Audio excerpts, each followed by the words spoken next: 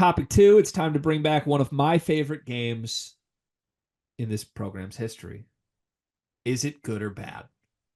This is a very simple question on paper, Cart. Very like here, let's play a quick, just like non-college basketball version. Spilling your coffee all over your keyboard. Is that good or bad?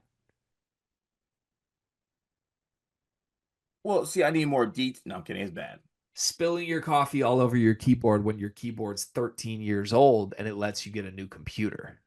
Good. Good. See how the game works? This is Yeah. nice. This is really Yeah. nice. Okay. I have 4 things that are either good or bad, and you're going to tell me if they're good or bad. Okay. I also have four things that I think are either good or bad that I will be asking after. Do you really? Yep. How many of our 4 are the same? Probably all of them. Maybe, but I'm not gonna continually be game blindsided in these settings anymore. I got your ass. Okay. Yeah. Let's have you go first then. What's number 1? Well, I gotta come up with them first. That's what I figured was happening. Mhm. Okay. So my number 1 reports that Dre Gibbs Lawhorn has been the better guard for Illinois than Kylan Boswell through early practices. Is that good or bad for Illinois basketball? I actually think it's good because if Kasparis has been as good as the reports are saying, I think DGL might be a better fit next to Kasparis, actually. Talk to me on that because you want Kasparis to be like the pass first guy. I want Kasparis to have the ball in his hands a lot. And I think DGL could be a better spot up shooter, kind of undersized guard next to Kasparis than Boswell. Like I think DGL can operate better without the ball in his hands than Colin Boswell can. So my main counter to that is just that Kylan's been playing off the ball next to Caleb Love for like a full year. So But and he's but I feel like he had the ball a lot. well, he did, but like he only averaged 3 assists and he kind of was used to spot up a lot. Like, and we're sitting here saying like Dre's actually a really good off ball player. Huh? Isn't I he also a guy who needs the ball? I think he could operate better as an off ball player than Boswell. I guess, maybe. I guess we don't know. I'm gonna keep it quick and easy and real with this one. I think it's bad. Colin Boswell was brought in to be the guy to give the keys to. And if we're already pivoting to like DJ, looks pretty good. Greg, Well, pretty Greg, good. do you want to be in a line? Do you want to be in a line? Do you want to be in a Illini fan? Oh, I got to do the thing. Yeah. So, like, if this guy's bad, that's because everybody else is so much gooder. Mm-hmm. Yeah. No, I got to keep it real. It's bad. It's Okay. bad. Moving on. Purdue one here. Is it good or bad?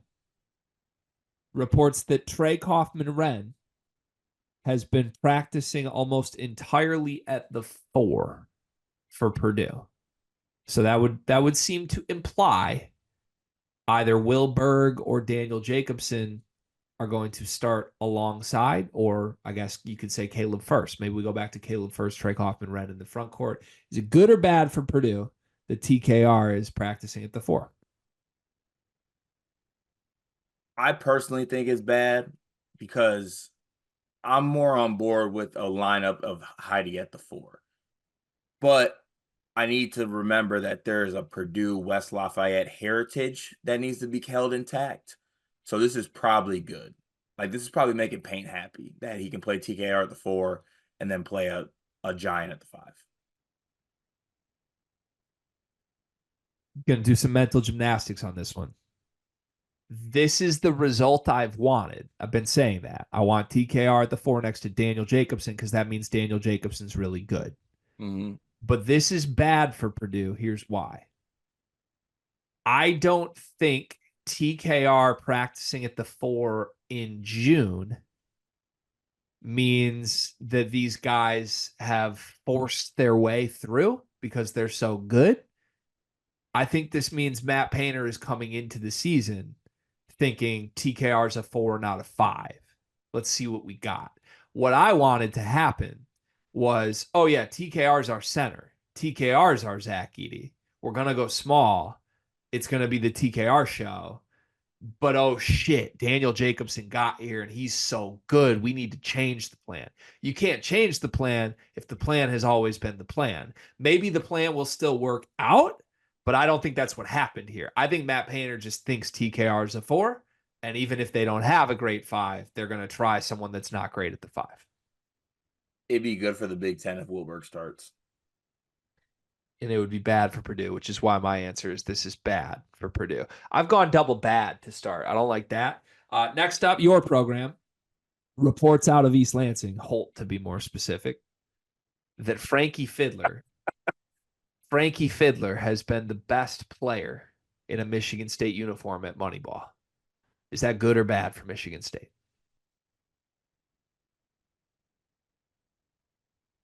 I haven't heard Xavier Booker.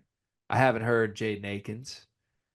Haven't heard Jeremy Fears, who did play in the most recent. I've heard Frankie Fiddler is the dude here. I must say, it's objectively a good thing for a player to be playing well at Moneyball. I think the best case scenario for Michigan State's success would be that the reports are that Jaden Akins has been the best player at Moneyball. So I'm going to say bad. So this is bad for Michigan State basketball that Frankie Fiddler looks like the best player. Yes. I love this game so much. It's the best game. We disagree again. I think this is good for Michigan State. I really do. Here's why. I don't think Michigan State basketball is in a position where you can choose who the best player needs to be. I think you need good players. And as much as we all want Jaden Akins to be the guy, we have no idea if he's the guy. So if one day, if the moment Frankie Fiddler just steps in a gym and has a basketball in his hands, he looks like the best player there, to me, that's a development that's similar to Kasparis with Illinois. Like, just because Illinois thought Kylan Boswell was going to be the guy, that doesn't mean it's bad that Kasparis now looks like a superstar, right? So I don't think Fiddler has that type of upside, but if everyone seems to agree Fiddler looks like the best guy in the gym, that can only be a good development for Michigan State. That means Fiddler's a guarantee and a can't-miss starter level player. I needed that, Gregory. Thank you. It's good news. Good news for the Spartans. And my final good or bad, how about my program, which everyone says we have nothing to talk about? Reports, rumblings, per se, behind the scenes. I'm gonna give you the quote. This is the quote. Danny Wolf is the dude. Danny Wolf is the dude on this Michigan team. That's the report, the rumblings that I have heard from behind the scenes from multiple people over the last month. Danny Wolf is the dude. Is that good or bad for Michigan basketball? I'm going to say bad. Because I think in an ideal world, you probably want one of the guys that's being the dude to be a guard or a wing. Because I think the front court, I think the best part about Michigan is that the front court, you know what you have. So, like, I guess you could flip it to say that it's good that Danny Wolf's the guy, but in my opinion, I think, like, you kind of want those guys to just do what they do, but the star of the show be like, I would have much rather been like, Roddy Gale's a guy.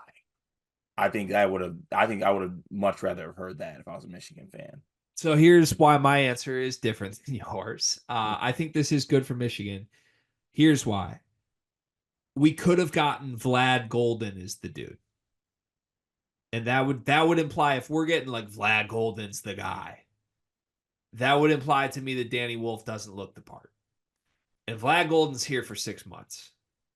Danny Wolf's here for a lot more time. He has a future in Michigan basketball.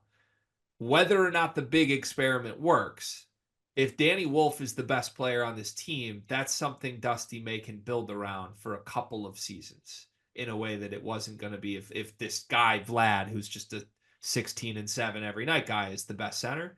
To me, you would much prefer Danny Wolf is better between those two. Yeah, I wish it was a guard. I think we know what Roddy Gale is. I think we know what the other guys are. If Danny Wolf is the guy with some upside, that's only a good thing for the future of Michigan basketball. Give us footage. I would like some footage. I would like some footage. Footage, please. Okay. I love that we were on the opposite end of all 4 of those. Again, my favorite game. Did you come up with any, or do you want to just move on? Nope, I want to move on.